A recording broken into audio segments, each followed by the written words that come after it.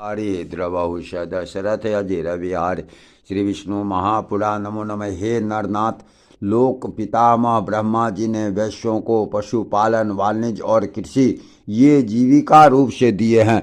अध्ययन, यज्ञ, दान और नित्य नैमित्तिक आदि कर्मों का अनुष्ठान ये कर्म उसके लिए भी विहित है।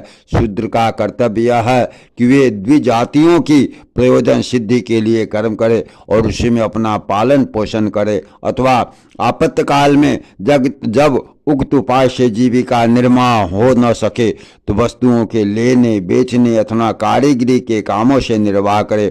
अति नम्रता, शौच, सत्संग और ब्राह्मण की रक्षा करना ये शूद्र के प्रधान कर्म है।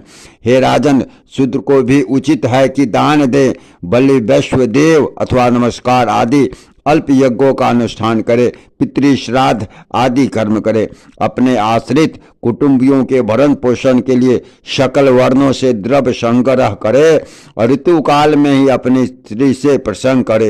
हे नरेश्वर, इसके अतिरिक्त समस्त प्राणियों पर दया, सहनशीलता, अमानिता, सत्य, शौच, अधिक परिश्रम न करना, मंगलाचरण, प्रियवादिता, मैत्री, निष्कामता, अकृपणता और किसी के दोष न देखना, ये समस्त वर्णों के सामान्य गुण हैं। सब वर्णों के समान लक्षण इसी प्रकार हैं। अब उन ब्राह्मण आदि चारों वर्णों के आपधर्म और गुणों का श्रवण करो। आपत्ति के समय ब्राह्मण को क्षत्रिय, वैश्य वर्णों की वृत्ति का अवलंबन करना चाहिए तथा क्षत्रियों को केवल वैश्य वृत्ति का ही आश्रय लेना चाहिए। योद्धा शूद्र का कर्म सेवादि कभी न करें। हे राजन, इन उपरोक्त वृत्तियों को भी सामर्थ्य होने पर त्याग दें, केवल आपातकाल में ही इनका आश्रय लें। कर्म संकरता कर्मों का मेल न करें। हे राजन, इस प्रकार वर्ण धर्मों का वर्णन तो मैंने तुमसे कर दिया। अब आश्रम धर्मों का निरूपण और करता हूँ, सावधान होकर सुनो।